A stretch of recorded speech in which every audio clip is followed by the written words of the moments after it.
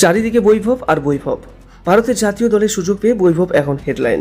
আইপিএলে খেলা আর জাতীয় দলে খেলা অনেক তফাৎ রয়েছে।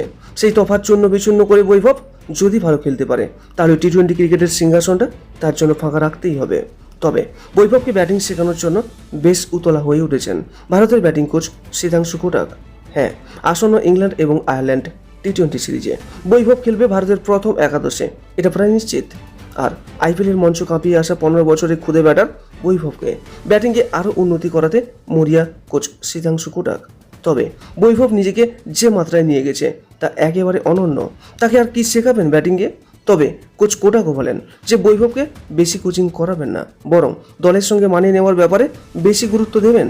বিদেশে গিয়ে বৈভব কেমন খেলবেন তা শুধু ভারতীয় নয়, পুরো ক্রিকেট বিশ্ব তাকিয়ে থাকবে তার ব্যাটের দিকে। আর বৈভবকে আপনার কেমন লাগে অবশ্যই কমেন্ট করে জানাবেন, এবং ভিডিওটি ভালো লাগলে একটা লাইক করবেন। নিয়মিত এমন আপডেট পেতে আমাদের এই চ্যানেলটিকে অবশ্যই সাবস্ক্রাইব করে রাখবেন। সর্বদা সুস্থ থাকবেন, ভালো থাকবেন, নমস্কার।